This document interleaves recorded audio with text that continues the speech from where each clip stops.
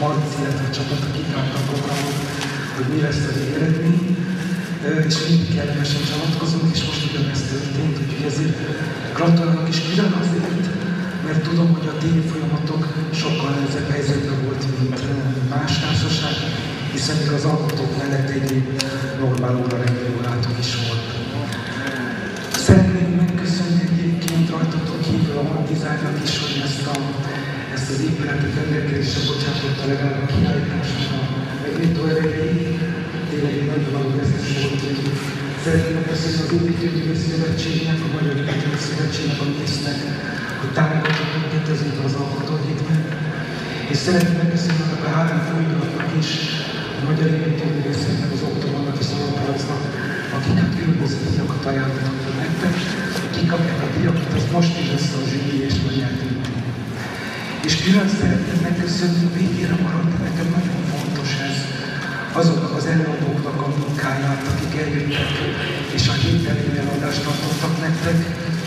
Én nem titkolom sosem, hogy számomra legalább annyira fontos a meghívott előadóknak az egy-másfél órás előadása, mint maga a végeredmény. Azért mondom így, mert az az építészet szemlélet, amit mi közvetítünk felétek 5 év alatt, 10 év alatt, azt már egy kicsit eltudjátok. És hogyha egy más szemlélet, ami legalább olyan hiteles, mint amilyenk bejön az egyetem falai közé, az nekem legalább akkora érték, mint maga az alkotét végeredménye.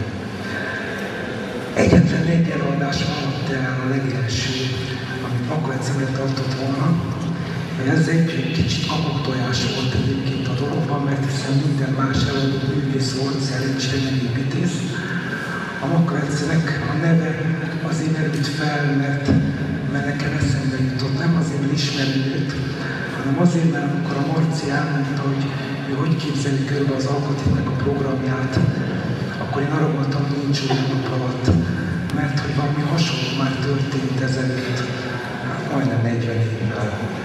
És akkor megkérdeztem a Makóegyszert, hogy hajlandó bejönni és néhány szót szólni arról a pályázatról, ami a múlt század 70-es évének az elején volt, amikor még fiatal építészként kiírt egy ilyen magánpályázatot.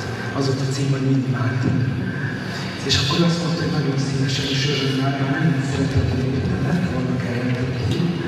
De azért főleg tudok fiataloknak szívesen bejönni, megengedett és nem tudok bejönni. Úgyhogy én most a végén nem írom ki, hogy néhány mondatot abból a pályázatból, a kiírásából, a végeredményéből felolvassak nektek, már csak azért is, mert a zsűri körből a oklevelek nyertek, mindenki szeretne fölírni, aki díjat kapott, úgyhogy van egy pici időnk, és azért föltartalak benneteket. A pályázat kiírásának hosszú volt, de csak néhány mondat belőle.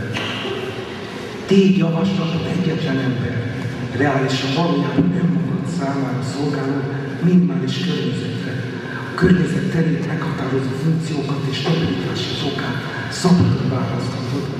Ne gondolj feltétlenül házra, főleg meg kislakra, azaz vikendházra, ideális gazdolakásra, bungalóra, vagy más lekicsiített polgári környezetre, próbálj minimális, csak a te igényeidet kielégítő téret találni, mint ilyen a kicsit alulról is. Javaslatokban sem a műszaki megoldás, sem az esztétikai megformálás nem fontos, hanem saját gondolataiddal szemben támasztott őszintességet, ennél, ha jól tudjuk, bármely pályázatban számtalan fontosabb szempont van. És a végeredményről. Arra gondoltam egyébként, hogy ez a néhány mondat, ami erről a pályázatról szól, beszkennék és fölrakjuk a tanszék honlapjára, mert az a furcsa, hogy a Makóegyszerre annyi minden megjelent, persze azóta világépítészet, de érdekes, hogy ez a pályázat majdnem mindig kimarad a könyveiből. Szóval a végeredmény. A mozgásformák vizsgálatában elkerülhetetlenül következett alkalmazások és értelmezési szükségessége is. Az ember mozgásának komplex szemlélete azonban lehetetlenné teszi, hogy az ismert építészeti eszközök, funkciók és művésziesség alapján tervezzük házat. Ez a szemlélet az épület feladatát is átértelmezi. A tévedés elkerülése céljából a legelemibb és legkisebb épületet választottuk. Egy funkció nélküli, egy emberi test befogadására alkalmas elemi házat, amely pályázat keretén belül többettől vártunk. A bemutatott pályázati anyag rendkívül sokféle, mégis van egy közös vonása. Ezt úgy fogalmaztuk meg, spirituális tárgyalság. Mit értünk ezzel?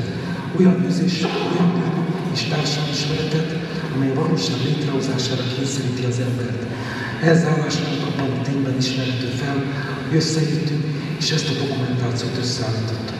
Az összegyűjt anyagban kevés a fáradt konceptált, kevés a kommersz individualista művészkedés, kevés a romantikus technokrata törekvés. A beadott művek komolyan vették a környezetteremtés közös és egyéni gondjait.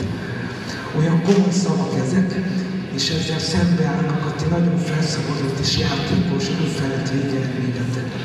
Én meg egy picit úgy érzem magamat, mint hogyha köztetek állnék egy idős, 70 éves mester, meg köztetek 20 évesek között, és nekem ebben az egész mostani alkotóidből az jön le, hogy az igazán fontos, hogy egy szellemi folyamatnak, aminek valószínűleg az első állomása voltam a koecentráltér szemlélete, vagy minimáltér pályázata, és nem is az utolsó ti mostani alkotóhetetek, de ennek a mégiscsak kézzelfogható szellemi folyamatnak ti is a részesei lettek. Úgyhogy még egyszer nagyon szépen köszönöm a munkátokat, és szeretném most még egyszer újra megköszönni Nagy Marcinak, pontosabban Nagy Márton tanársegéd úrnak, és a doktoranduszoknak a munkáját. Köszönjük szépen a figyelmet!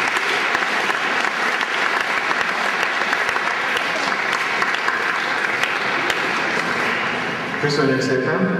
És most, hogy a kiállítás már megnyílt, most mindenki megtekintheti az alkotásokat testközelből, óvatosan, és ismételten felhívnám a figyelmet a Office Depot dobozra. Most már, hogyha mindenki megnézte a kiállítást és a memóriájában beleveste a számokat, lehet szavazni.